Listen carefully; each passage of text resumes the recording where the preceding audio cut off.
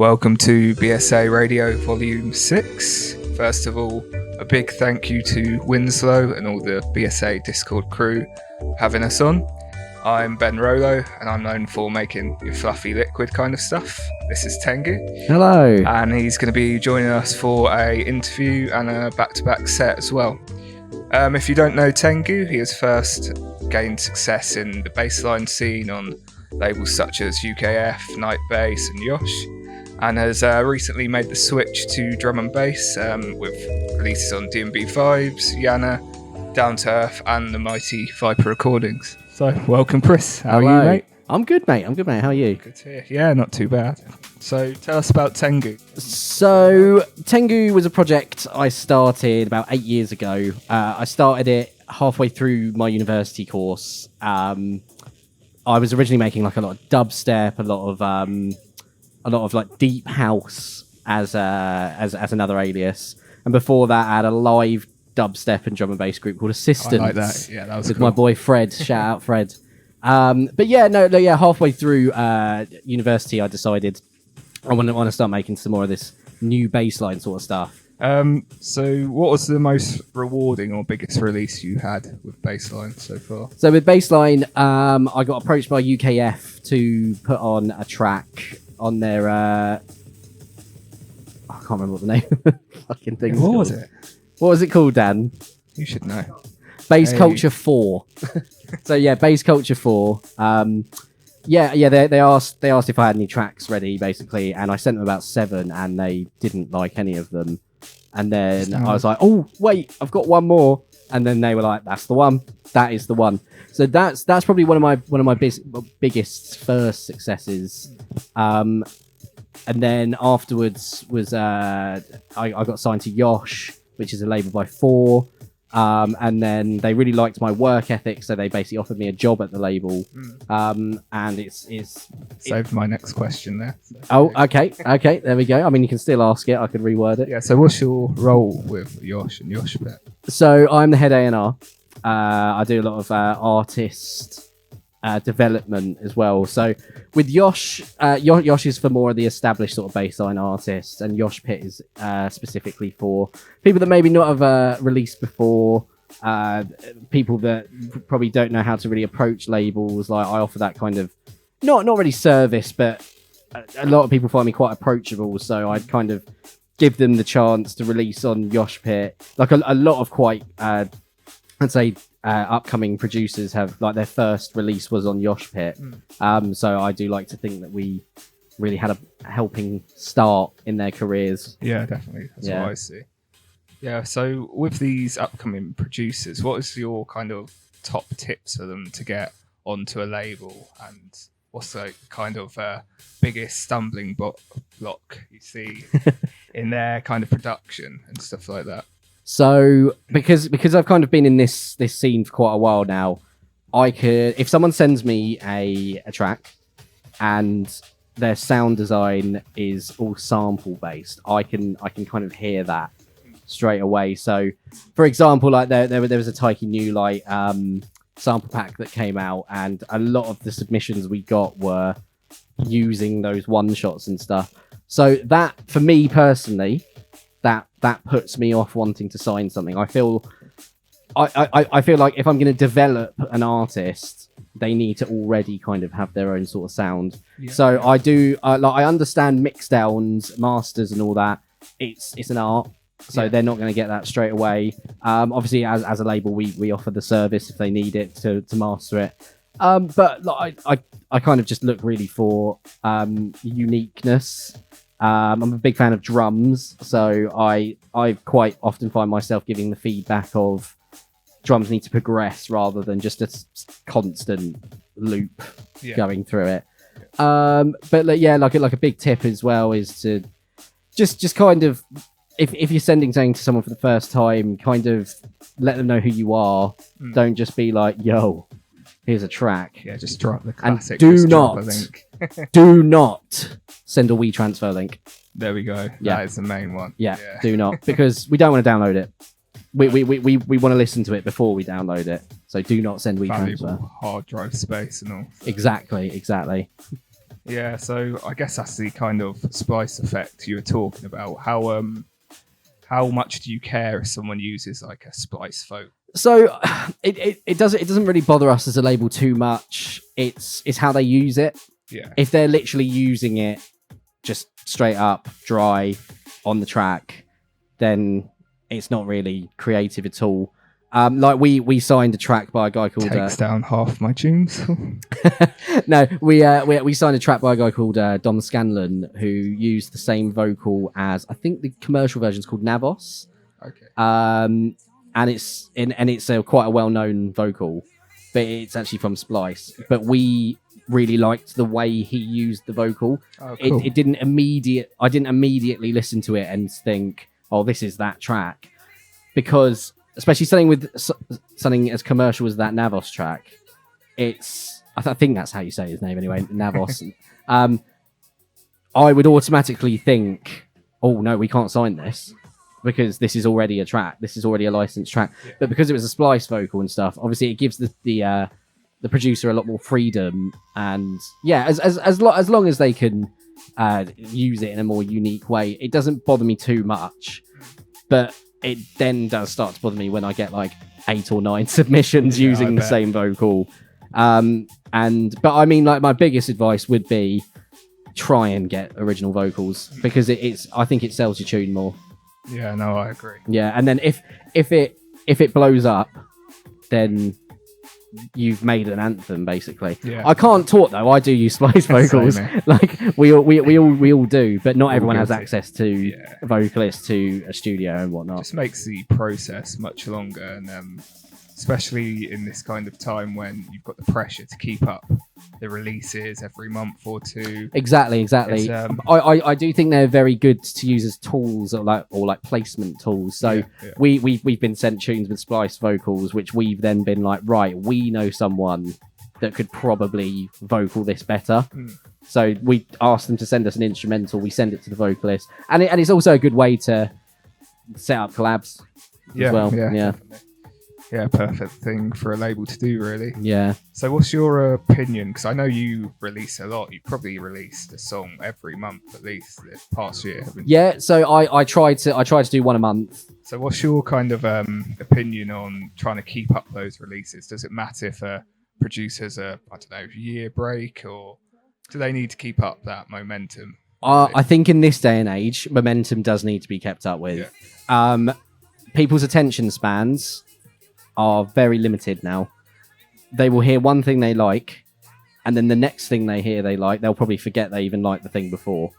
I do think there needs to be momentum, but there is also there's also a point where you're releasing too much.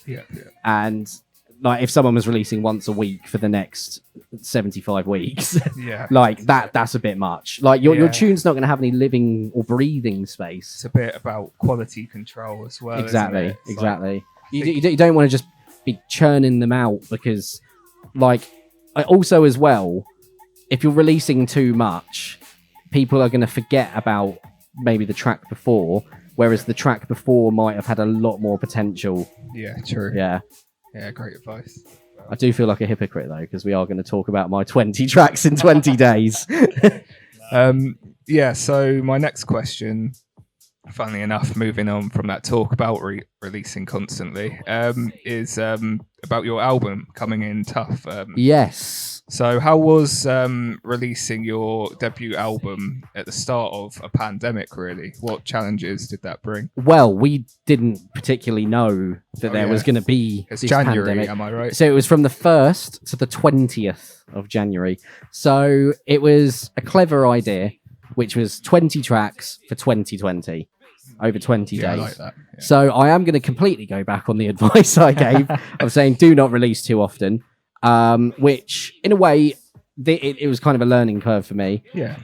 The first tune, which was called Warehouse, did really, really well, because it was a new kind of bassline sound for me. It was designed to be a set intro, an album intro, with a huge drop, massive introduction, whatnot. Which did really well. Second tune, literally the next day, did quite well, but then the momentum started kind of disappearing. Like, don't know if I should say this, but my ex-girlfriend, well, my girlfriend at the time, Here we go. used to say, I keep seeing your stupid name all over Instagram. I guess that can be a good thing. Yeah. I mean, yeah.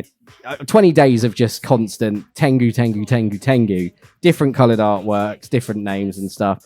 I could imagine people started to get a little bit confused. Yeah. However, the whole like project as a whole did really well. Yeah.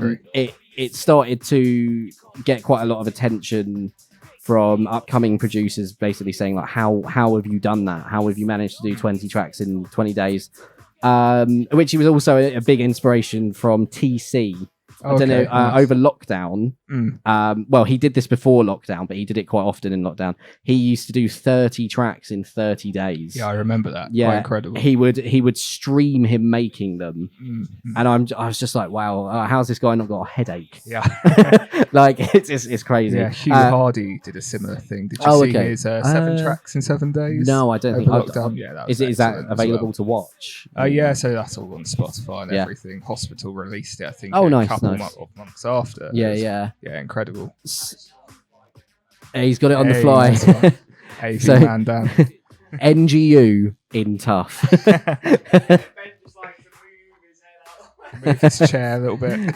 Oh no, and then we got N-Min on the right there. Classic. And on the left there. But anyway, the name of the album, if anyone's interested, was coined by, and Dan, you'll remember this, a Brighton-based dude called Duke Sky.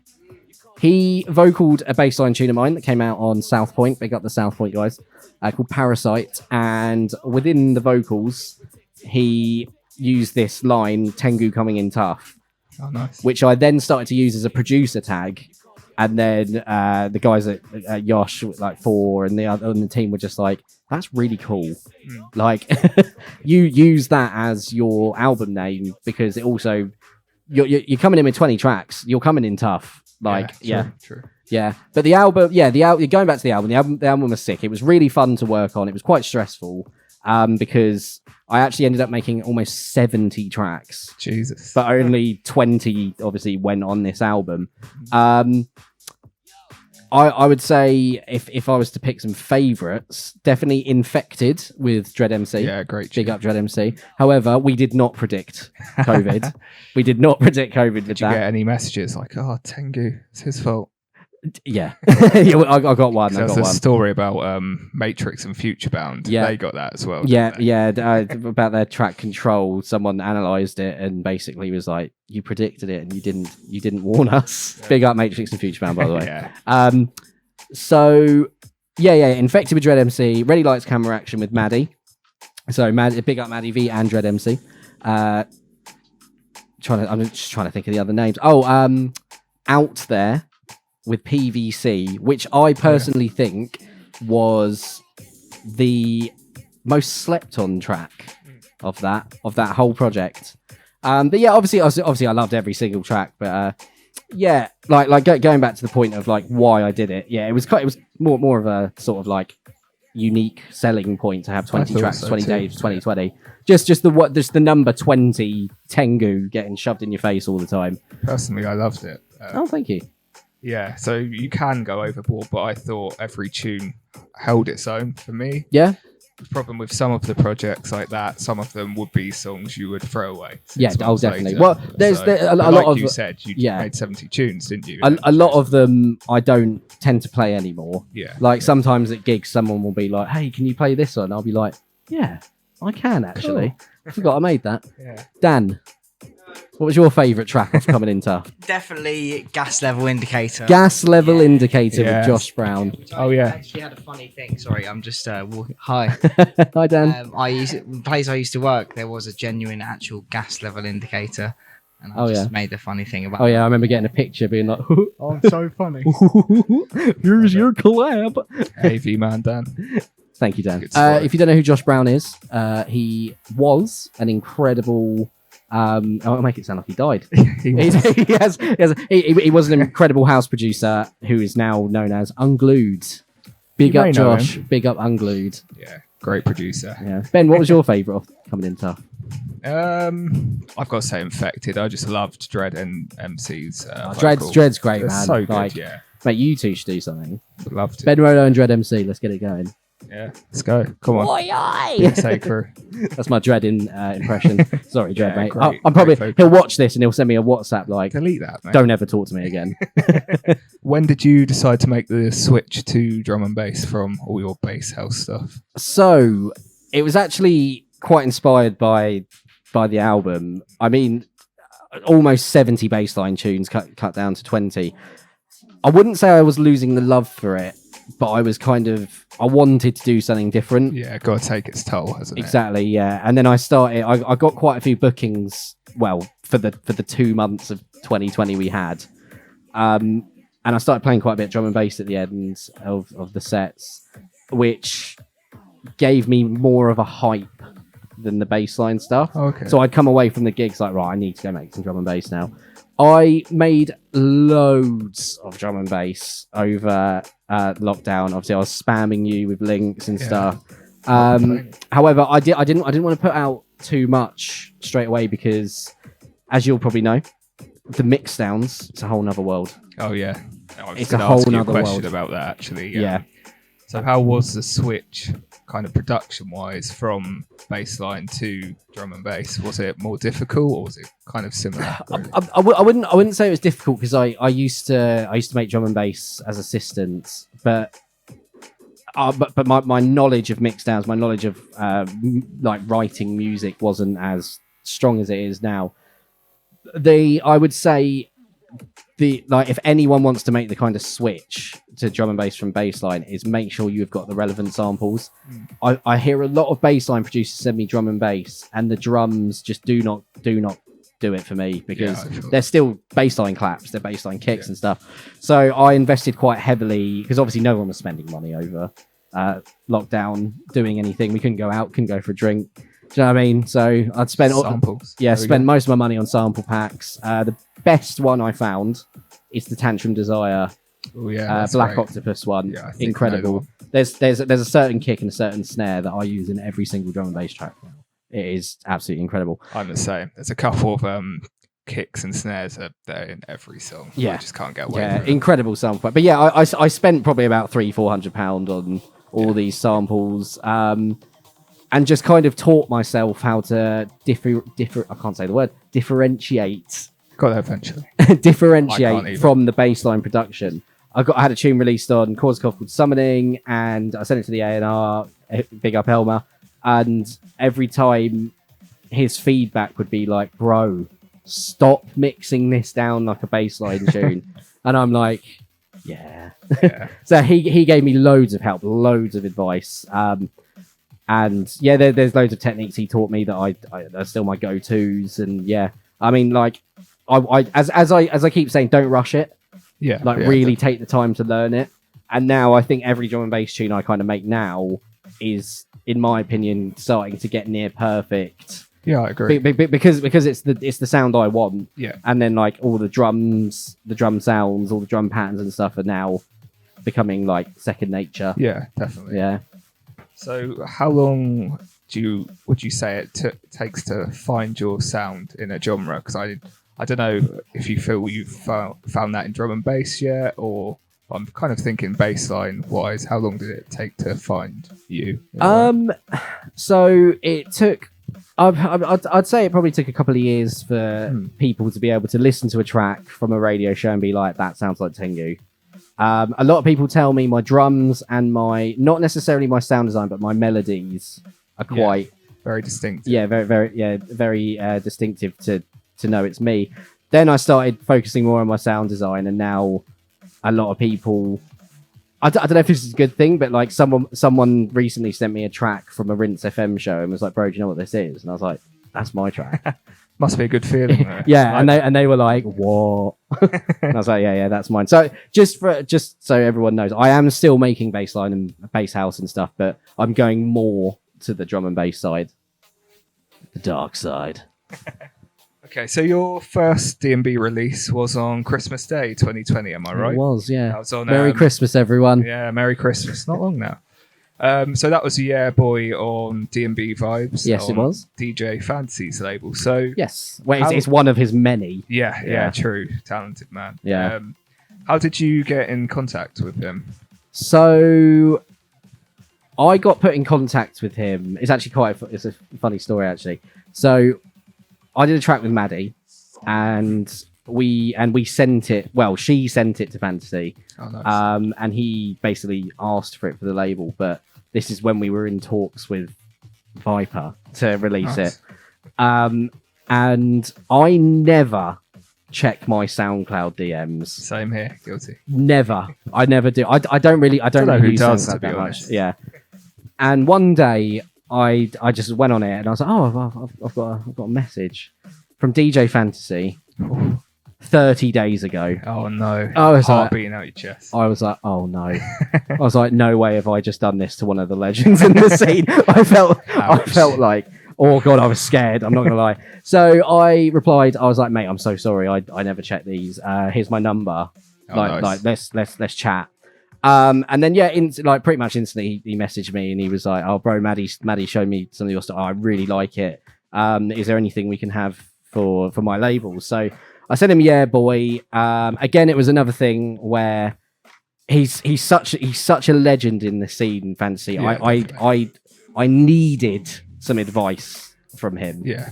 It's not that I needed it. Perfect guy to go to. Yeah. I needed to make it perfect. So he gave me loads of advice, loads of mixed down advice, loads of structured advice. Sent it back to him, and then he was like, yeah, cool, let's put this on the D&B Vibes album. And I was like, sweet. Came out, and then on Boxing Day I got an email saying it'd been playlisted. And I was like, oh, brilliant. Yeah, and I mean, I still talk to Fantasy weekly. Like he's been such a massive inspiration, massive help. Just a perfect mentor, really. Exactly. And then I sent him a load of other tunes, and we had some scheduled in. So we had Radiation, which is the jump up track I made, and then Ting. Yeah, great song. Which is one of Ben Rolo's favourites. It used to be my secret weapon until you released it. Which went on the SAS album. SAS. Shout out those guys. They've all been great. Mate, do you know what, honestly, when that came out, all of them promoted it. Yeah. And I was like, wow, that's great at that. Yeah, they're great. They're great. But that was another track where he gave me so much advice and stuff. It was also nice to get like feedback from the vocalists. So I think he said Harry Shotter was like, I'll make this bit a bit shorter. I had to send him an extended version, basically, so he could be able to, so he could mix it with the track before. But yeah, I mean, it was nice to hear because it's a very minimal track. It's not a minimal track, but you know what I mean. There's not much to it, so it was nice to hear from these three legends in the vocal scene, like how they'd want to hear it.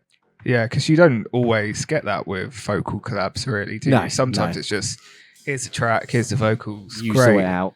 But yeah, so was the process with even Maddy and Harry Shotter, was that quite different to maybe songs with singers? Yeah, I mean, I mean, singers, as much as I do love them, I do find it a little bit harder to work with, only because I'm not the greatest when it comes to music theory. So trying to write around a vocal is a little bit difficult for me, but I mean, I get there eventually. Yeah. But people like Harry Shotter, Maddy. I mean, I didn't actually deal with the Harry Shotter vocals. Fantasy and those guys did. Oh, nice. But with Maddy's vocals, I'm very fortunate that she's such a good lyricist and MC. Yeah, talented. I didn't have to really quantize anything. Like, it was just there. Like, it was perfectly in time. It was just up to me to obviously process it, to make it come through the mix, make it sound a bit beefier and stuff. But yeah, I mean, like, I love working with MCs, but I do want to work with more singers. Oh, cool. Yeah. Great to hear. Congratulations on your Viper release. Oh, thank you very much. Thank you. Would you say that's your kind of biggest D&B release yet? Yeah, definitely. It was Dan. Yay. Come on, mate. Dan, can we get the visuals up, please, mate? 2021. There we go. Cool. The sound of rumbas. Yeah. So I don't know how much you know about the whole Viper Sound of Drum and Bass compilation series, but it's mad. It's so infamous. It's when I started buying music when I was like 13, 14, this was like one of the first compilations. I think so. I bought, yeah. It's absolutely incredible. It showcases the best, I'd say. A lot of people don't like this term, but dance floor drum and bass. It just showcases like how good these sort of, like, new producers it's like the are. epitome of dance floor. Yeah, for me. yeah, like the sub focus, Cova, and all that sort of sound. But yeah, I mean, I would say this is definitely my biggest. It's had the biggest support, definitely. I know it got downloaded by like Pendulum, Drum Sound, and Bassline Smith. Great feeling that. Yeah, definitely. But yeah, I mean, it's definitely what me and Maddy call our baby. Because we had been working on this for about 2 years, and it was constant, tiny little changes every time. And then we got it perfect, sent it to Futurebound, and he was like, boom, you've got it. I remember the day you sent that to me, actually, when you finally got that snare perfect. And I just knew it would get big. So well done on that, mate. No, thank you. But yeah, like I've got to big up the Viper team. So like they're probably one of the best labels I've worked with as well. They were constantly in communication with me. They were sending me constant like press updates, who's downloaded it, what they want from me, sort of thing.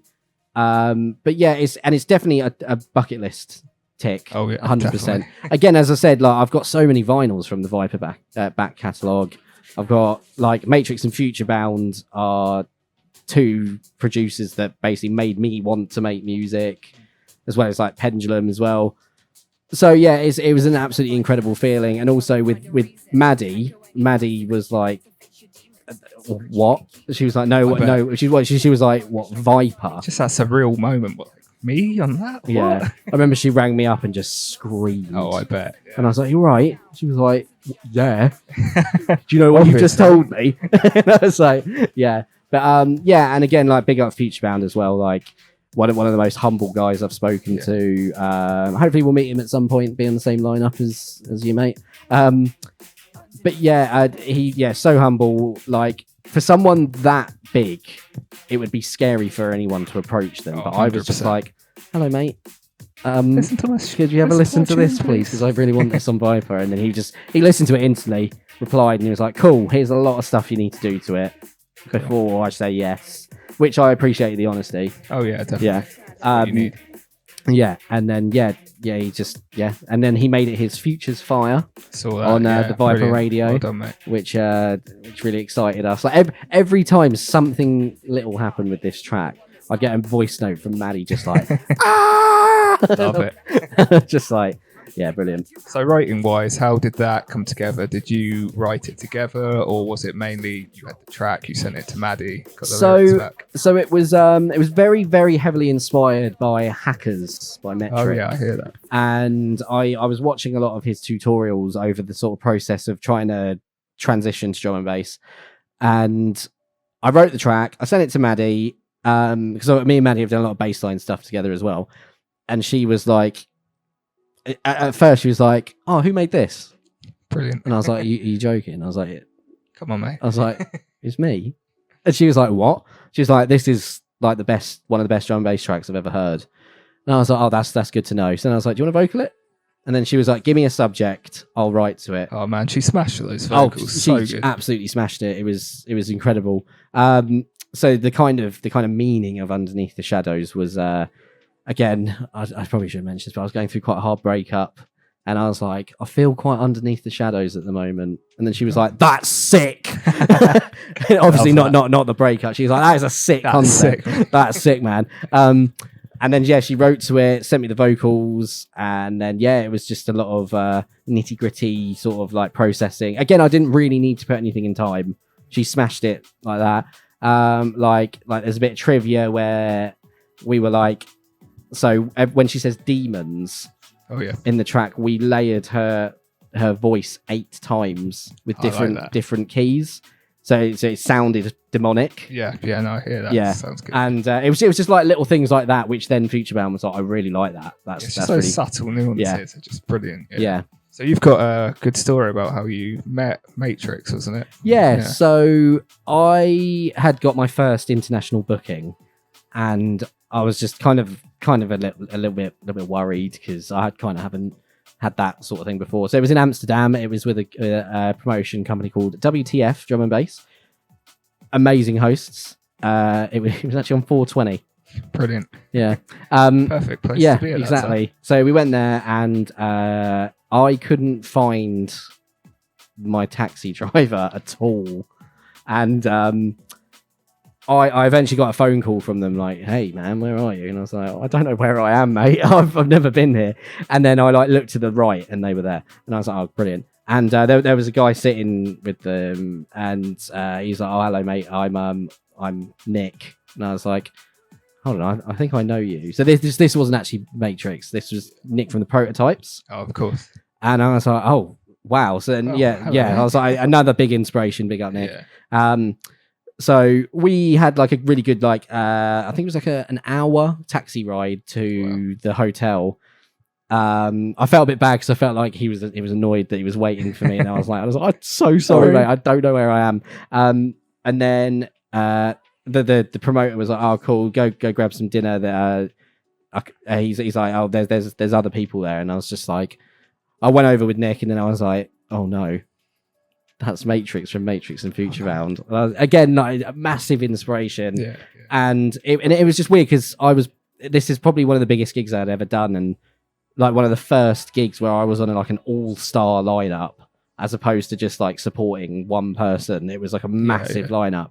So like I was quite starstruck, and I bet I would be as well. Yeah, and then we were in a taxi ride back to the airport the next day. He just gave me loads of great advice on how to get bookings, how to kind of make my music sound better. But at this point, I was actually playing room 2 at this event, and it was a bassline room. Oh wow! Yeah, which the Amsterdam lot loved it. Dan has a better story. Yeah. So Dan, who did you meet at the Fortet gig? Mate, I'm just swinging by, right? But if you must know. No, the other week it was Fortet and Friends at O2 Brixton, and it was a tenner a ticket, which you expect like an all right night, and it was a bad Fortet. Yeah, I mean, secret lineup each night, 3 nights in a row. We chose the Thursday, and as I say, it was a surprise lineup each night. And on the Thursday, we got none other than Skrillex.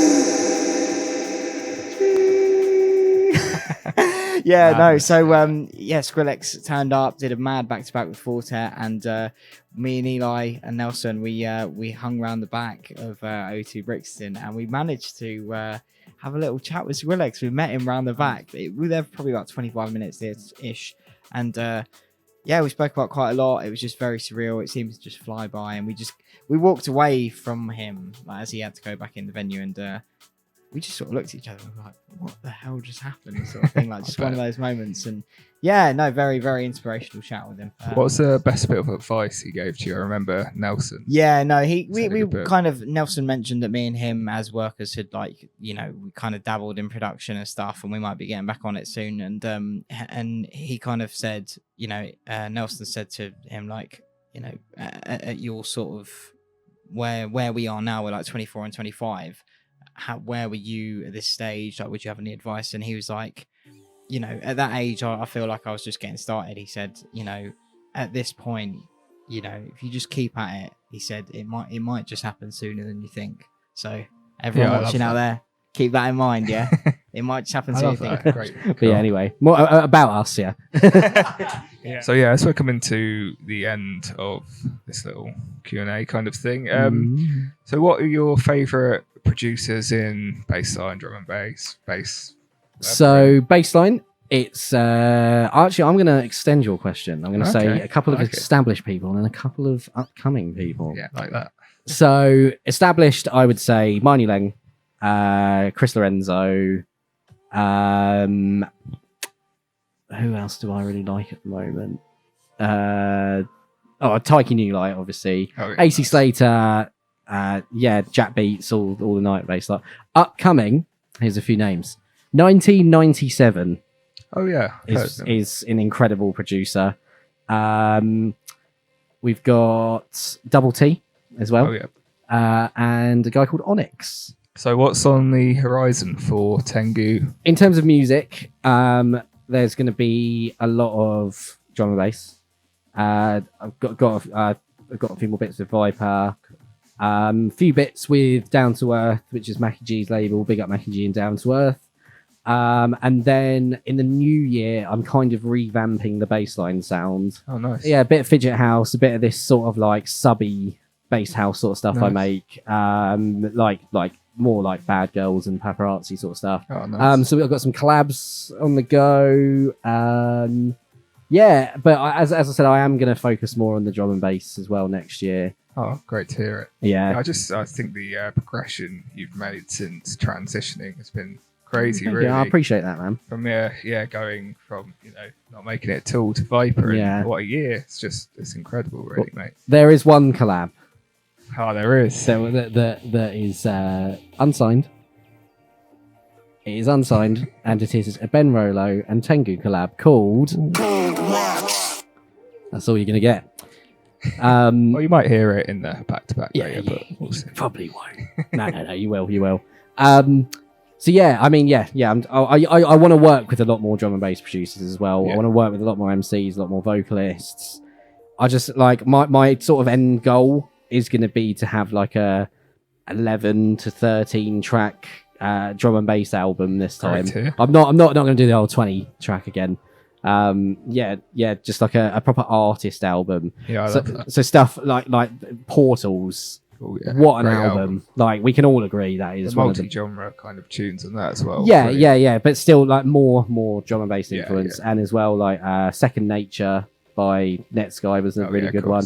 But my favourite of the past couple of years is Ex Machina by Metrik. Oh, what an album! What an album! So yeah, the last one. Where can people find you? You can find me on all the socials, Tengu_UK, Spotify, Facebook, Instagram.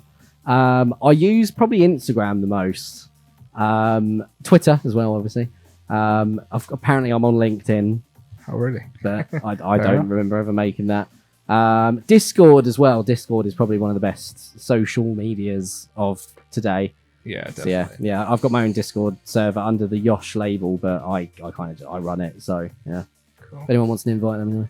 So yeah, big thank you for coming along today. Well, thank you for having me, mate. It's enjoyed been that, it's been mate. great. We're going to shut up for the rest of the show. So for the next 30 minutes, we're going to be doing a back-to-back. Thank you all for tuning in.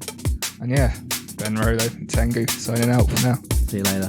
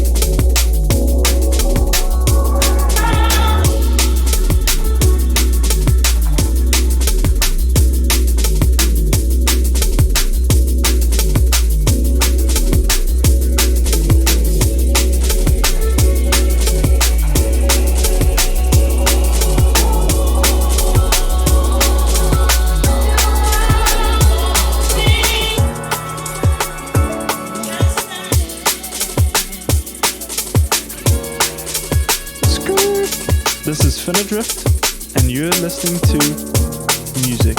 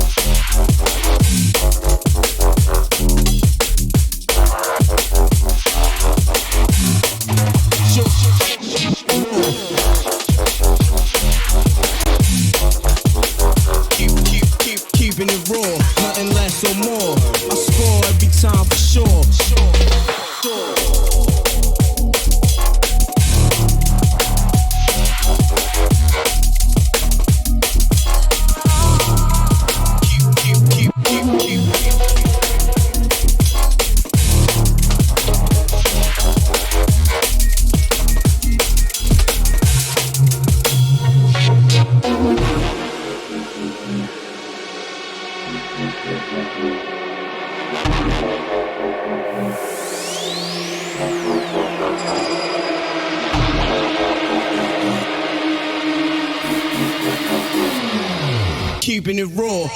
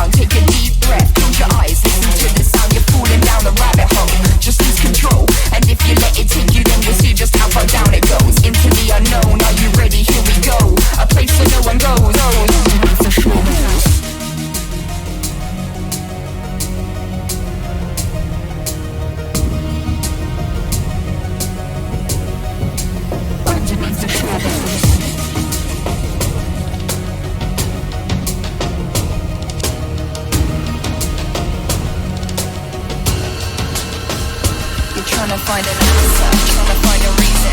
Can't go any faster cause you got to fix your demons. Secrets you can keep them, always never cheat them. Find the strength inside of you to fight and you will beat them. No turning back now, you're on the ground. So the noise is not a single sound. You don't know what I really need.